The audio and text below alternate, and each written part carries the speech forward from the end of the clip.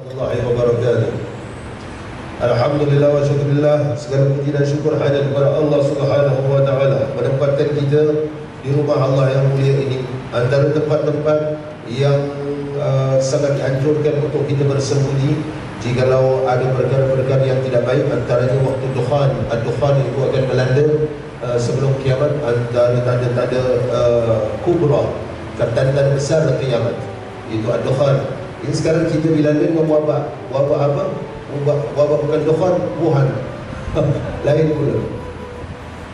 Ini tanda, ini baru sedikit sahaja dukhan, sedikit sahaja.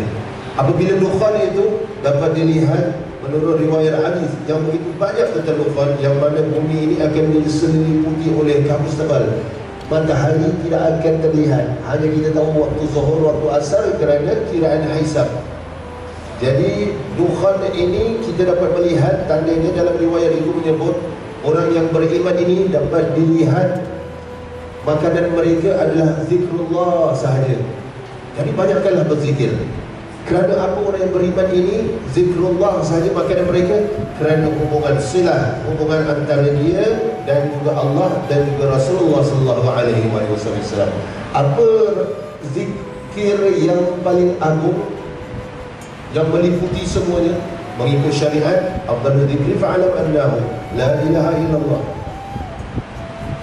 Sebaik-baik zikir ketahuilah olehmu la ilaha illallah, tiada Tuhan melainkan Allah. Itu i'tikad kita, hati kita, batin kita dan juga lisan kita.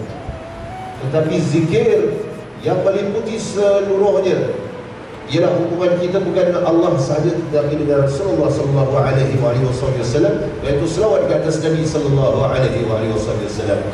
Apa yang diajarkan oleh Nabi sallallahu alaihi wasallam kepada para sahabat apabila ditanya, ya Rasulullah, maksud para sahabat itu, kami sudah tahu bagaimana untuk mengucap salam kepadamu. Kamu sudah mengajarkan kepada kami, yakni assalamualaikum, assalamu alayka ayyuhan nabi wa rahmatullahi wa barakatuh. Tetapi bagaimana kami hendak, seperti mana kami berselawat ke atasmu? Jadi dalam riwayat hadis Bukhari disebut Nabi sallallahu alaihi wasallam menyatakan beginilah selawatnya, Allahumma salli ala Muhammad wa ala ali Muhammad kama sallaita ala Ibrahim wa ala ali Ibrahim innaka Hamidum Majid. Allahumma barik ala Muhammad wa ala ali Muhammad kama barakta ala Ibrahim wa ala ali Ibrahim innaka Hamidum Majid. Jadi itu panjang bukan? Itu sebagai suplemen. Tetapi jika seseorang itu cinta kepada Nabi sallallahu alaihi wasallam, sering saya sebut, selawat itu sekurang-kurangnya 1500 kali satu hari. Percayalah, permulaannya selawat 100 kali atau 1000 kali itu mungkin mengambil masa selama 15 minit sahaja. Itu lisan. Tetapi apabila hati sudah berganding dengan lisan, apa yang dikatakan itu juga terdetik di hati, yakni cinta kepada Nabi bukan pada lisan saja tetapi di hati juga membenarkannya, maka 1000 selawat itu bisa dicapai hanya 5 minit sahaja. Percayalah, sudah dilakukan oleh ramai orang. Sebab itu 1500 itu tidak ada apa-apa. Itu permulaan cinta.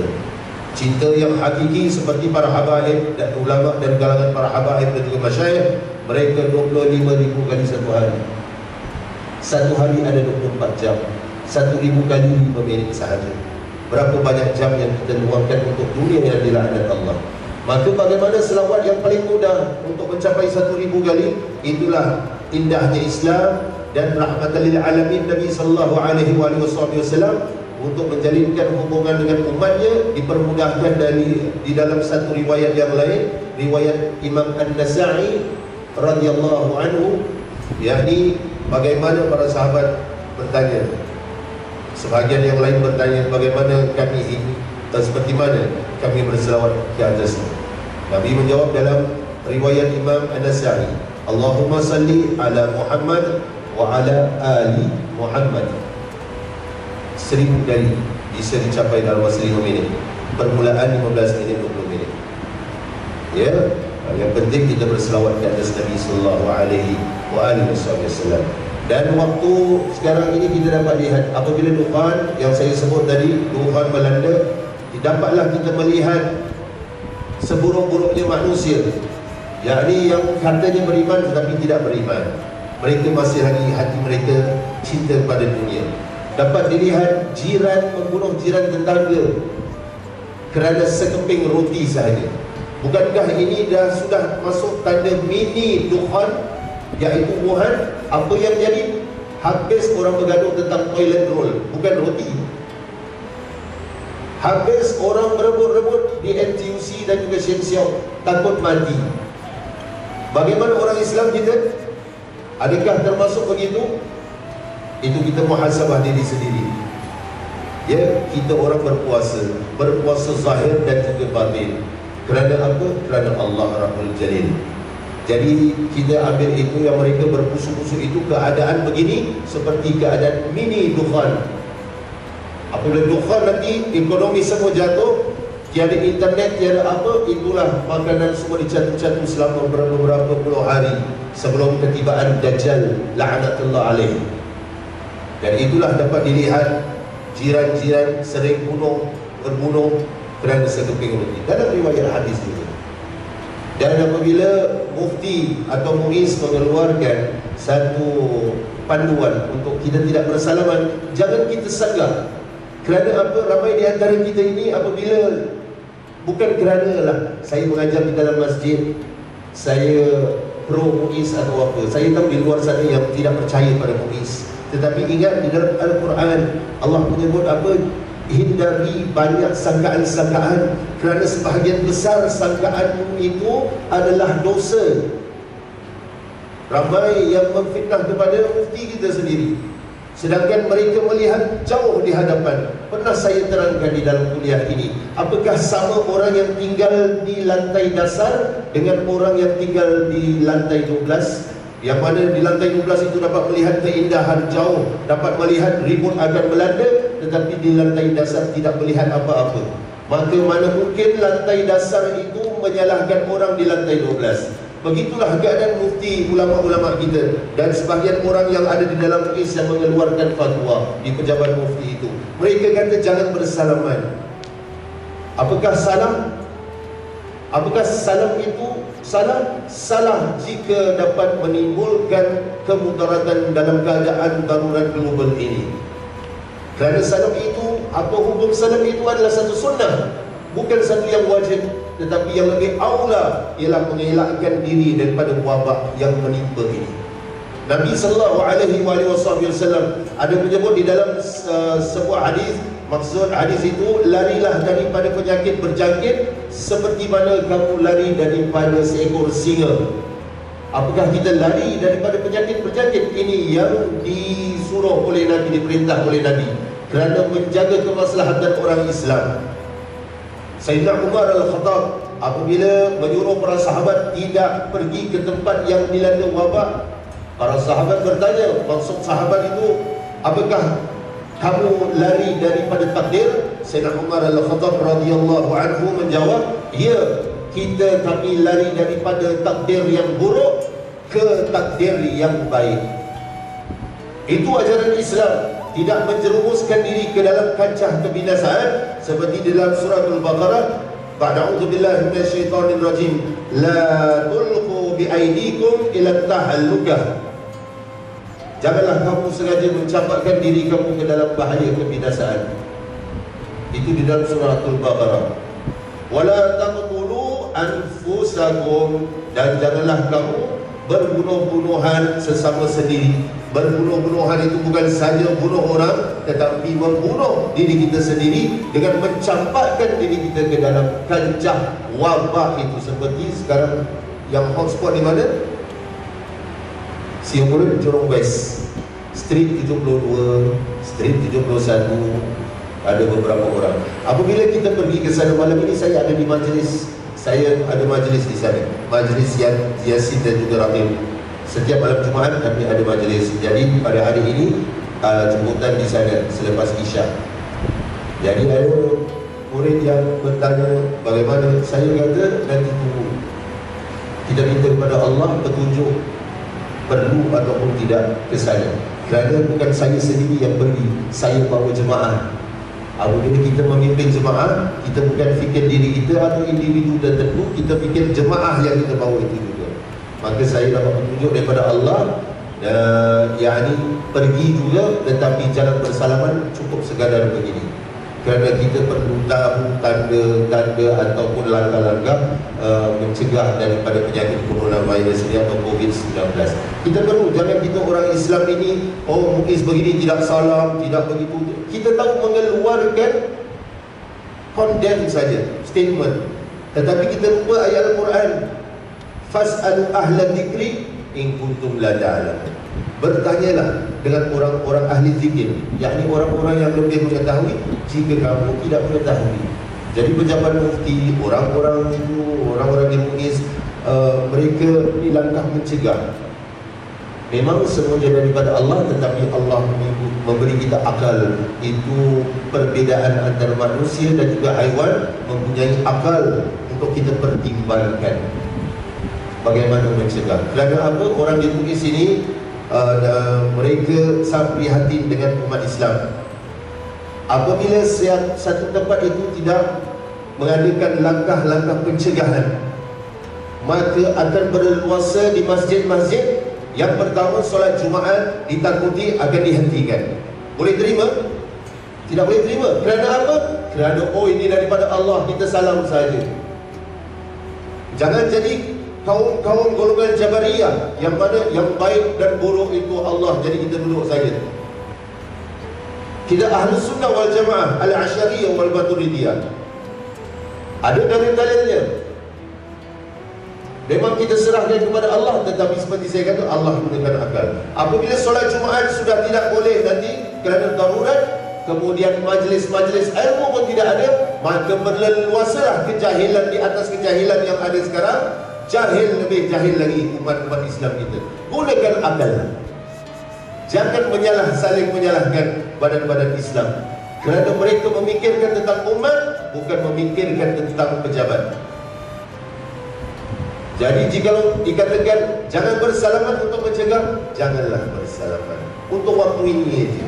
Apakah berdosa tidak bersalaman? Tidak berdosa, tetapi boleh dimasukkan ke dalam satu dosa dan kemungkaran apabila kita tidak mematuhi apa yang disuruh. Seperti antara fatwa ulama daripada Amarat UAE, wajib mematuhi langkah-langkah pencegahan untuk mengelakkan darurat. Faham ya? Sudah saya terangkan di sini.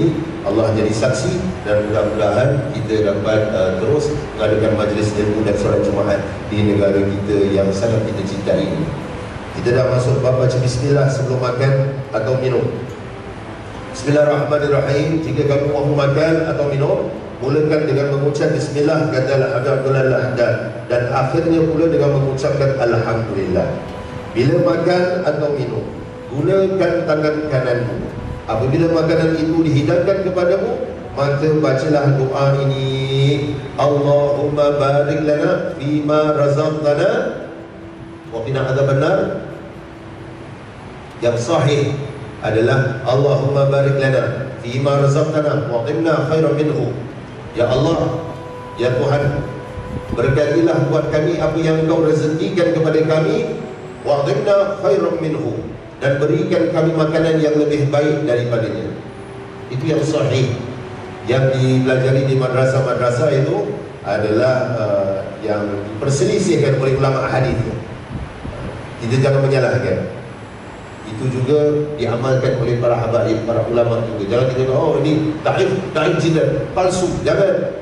Kita bukan ulama hadis. Yang diperselisihkan hadis itu oleh ulama-ulama hadis. Kita jalankan sahaja. Jadi ini hadis dhaif, Ustaz. Hadis dhaif, ijma' ulama Ahlus Sunnah wal Jamaah, boleh untuk fadail a'mal, bukan untuk hukum. Untuk hukum sah ataupun tidak boleh gunakan hadis dhaif. Untuk menguatkan hadis yang sahih yang ada, boleh, tetapi untuk mengeluarkan hukum, bukan daripada hadis dhaif. Tapi untuk amalan, boleh. Allahumma barik lana fima razaqtana wa qina adzabannar. Tetapi sebaik-baiknya belajarlah yang ini juga. Allahumma barik lana fima razaqtana, itu dah boleh hafal. Wa at'imna khairan minhu. wa at'imna khairan minhu, dan berilah kami makanan yang khairan minhu, lebih baik daripada ini. Faham ya? Cubalah Google doa makan, hadis sahih doa makan, keluar macam-macam doa makanan itu. Kecuali jika makanan itu berupa susu, maka kamu bacalah doa begini: Allahumma barik lana fima razaqtana wa atimna khairan minhu wa zidna minhu. Ditambahkan lagi, wa zidna minhu. Ya Allah, ya Tuhan kami, berkatilah buat kami apa yang Engkau rezekikan kepada kami, dan tambahilah kami darinya. Barakah ini maksudnya itu ditambahkan lagi. Yang sedikit tak cukup. Sebab tiada makanan yang lebih baik daripada susu, itu mengikut riwayat Nabi sallallahu alaihi wasallam. Saya berintip cara minum Nabi sallallahu alaihi wasallam. Ini yang disebut oleh para ulama, dan juga ada di dalam video-video Syekh Sya'rani Mutawali, daripada seorang yang alim besar, Syekh Al-Azhar. Beliau menyatakan cara minum Nabi sallallahu alaihi wasallam pada akhir zaman ini kita perlu mengamalkan sunnah Nabi. Siwak ini dapat membantu kita mengucap dua kalimah syahadah. Man akhara kalam la ilaha illallah dakhala al-jannah. Siapa yang akhir kalam la ilaha illallah dakhala al-jannah, tapi dengan syarat dia juga berilmu dengan la ilaha illallah.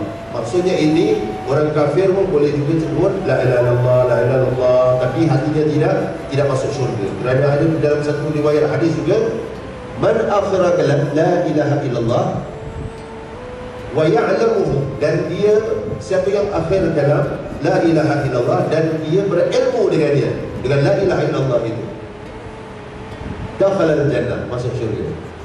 Ya, bukan man akhira kalam la ilaha illallah dakhala al-jannah itu saja, wa ya'lamuhu, dan dia berilmu dengan la ilaha illallah itu, dakhala al-jannah. Jadi cara minum Nabi SAW begini: tangan kanan, kemudian baca sekurang-kurangnya bismillah. Tidak perlu bismillahirrahmanirrahim, tidak perlu. Maksud tidak perlu itu boleh, tetapi cukup sekadar bismillah saja. Bismillah, alhamdulillah, bismillah, alhamdulillah, bismillah, alhamdulillah. Itu cara minum Nabi. Apa rahsianya? Para ulama menyebut, kerana cara minum kita ini bersanad langsung. Sanad itu sebahagian daripada ad-din, kata para ulama. Sanad ini rantai. Cara kita solat, kita belajar daripada guru kita, guru-guru sampai kepada para sahabat Nabi SAW, sampailah kepada Nabi SAW. Itu solat kita. Cara minum ini kita belajar, kemudian ada sanad sampai kepada Nabi SAW. Kerana sanad minum ini seperti Nabi SAW, selagi mana kita minum seperti itu mengikut Nabi, air yang kita minum cara itu masih di dalam tubuh badan kita, masih di dalam perut kita, maka tidak akan ada keinginan untuk kita bermaksiat kepada Allah. Itu rahsianya. Minumlah cara begitu. Kita perlukan begitu. Apa yang kita lakukan perlu mengikut landasan Al-Quran dan juga As-Sunnah. yakni Al-Quran dan Sunnah itu tidak lari. Orang yang belajar tentang hakikat-hakikat ini, ada yang kata tidak perlu solat lah, itu semua batil. Jangan ikuti mereka. Ikutilah para habaib kita. Para habaib kita ini, akhlak mereka mengikut kitab Ihya Ulumuddin Al-Imam Al-Ghazali rahimahullah ta'ala, kitab yang sangat agung. Belajarlah jalan mereka itu, kerana jalan mereka itu benar-benar jalan Rasulullah sallallahu alaihi wasallam. Ingin mengenal Allah, bagus mengenal Allah, tetapi mengenal Allah tapi mulut tidak berselawat di atas Rasulullah SAW, tidak mungkin akan mengenal Allah. Kerana pintu kepada Allah itu adalah Rasulullah sallallahu alaihi wasallam. Pintu kepada Rasulullah itu adalah mencintai Ahlul Bait Rasulullah sallallahu alaihi wasallam yang mengikut ajaran Rasulullah sallallahu alaihi wasallam. Dan pintu untuk mencintai Ahlul Bait Nabi sallallahu alaihi wasallam itulah mencintai para ulama yang mencintai Ahlul Bait Nabi sallallahu alaihi wasallam. Bagaimana hendak mengetahui tanda-tanda ulama itu mencintai Ahlul Bait Rasulullah sallallahu alaihi wasallam? Mereka tidak menyatakan Abu Talib itu kafir ataupun Islam, mereka diam saja. Mereka tidak persoalkan ibu bapa Nabi di neraka atau di mana. Jikalau ada ulama yang mempersoalkan ibu bapa Nabi di mana, Abu Talib itu kafir ataupun bukan, itu sudah melanggar adab. Sukakah seseorang itu apabila ibunya, walaupun ibunya itu perangai tidak baik, makcik dangdut ataupun apa, tetapi ibunya meninggal, orang kata ibunya ahli neraka, suka kan? Sukakah seseorang itu ibunya itu digelar makcik dangdut? Tidak suka kan? Ini pula ibu Nabi sallallahu alaihi wasallam yang mana keluar daripada rahim yang suci itu menurut riwayat hadis-hadis banyak yang sahih, keluar insan semulia-mulia makhluk, Sayyidul Anbiya wal Mursalin, Sayyidul Bashar, Nabi sallallahu alaihi wasallam. Jadi itulah tanda-tanda ulama yang mencintai Ahlul Bait, mencintai Nabi SAW. Mereka tidak mempersoalkan perkara-perkara. Mudah-mudahan ada manfaatnya kuliah yang singkat ini.